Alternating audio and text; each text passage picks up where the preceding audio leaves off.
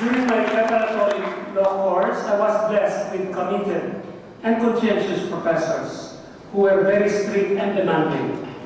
Their discipline and excellent teaching challenged me to study hard to maintain my scholarship. Up to now, I still remember the wisdom and integrity impressed upon my young mind by my professors in argumentation and debate. Many of you know him, Dean Francisco M. Africa, tatandaan niyo siya, whose teachings on the elementary rules of logic I still use today. Dr. Benito M. Africa, who expounded on philosophy. Professor Angelica Mendoza, who explained botany. I'm trying to listen whether you remember. And English, Professor Rosario Melchor, who emphasized the rules of grammar and style, which I still apply today, believe it or not, when writing my decisions in the Supreme Court. In the Institute of Law, I was amply armed with a formidable legal arsenal. At the top of the list, of course, is Dean Salonga, who, as I already said, is my role model in my law career and in my life as a whole.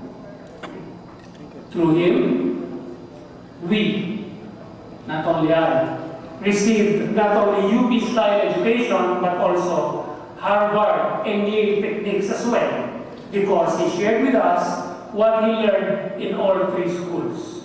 Therefore, at that time, we did UP because Dean Salonga imparted not just UP education, but also Harvard and Yale.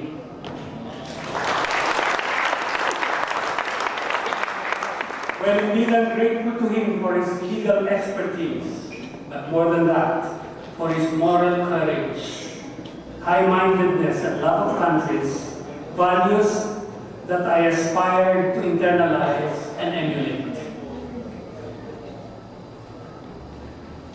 Dr. Salonga inculcated in me the values of seeking the higher ground by prioritizing academic studies above all other school activities. At that time, I was also active, as many of you know, in extracurricular activities, having been president of the UPSO and having organized and headed the National Union of Students. Relentlessly impressing upon me that my first duty was to excel in academics, he would make it a point to call me in class recitations during those times when he knew that we would be at the height of our organizational projects or activities. I suspect that he purposely did so to test whether I was adhering to my promise to him never to forget my academic studies. Because of his constant monitoring of my grades, as well as his encouragement and unfailing faith, I managed to graduate with honors and to be among the top-notchers of the 1960 bar examinations. Constituting the law faculty then were the best and brightest lawyers, as most of you know, like Neftali Gonzalez, who later became, like Dean Salonga's second president, Edgardo El Paras and Salvador Esguerra, both of whom became Supreme Court justices. Arsenio Solidum, Antonio Lucero, Luis G. Reyes, Angel Mojica,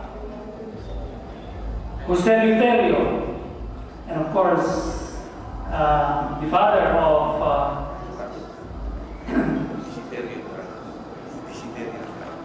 and also Desi Urado, the father of Justice Urado.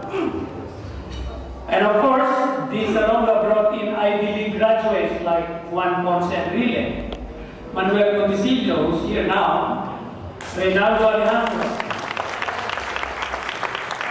Augusto Cesar Espiritu. All of them demanded excellence, diligence, and hard work from all of us.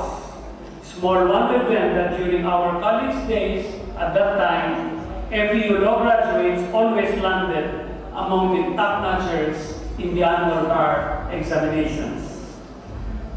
To both my Institute of Law and Institute of Arts and Sciences professors,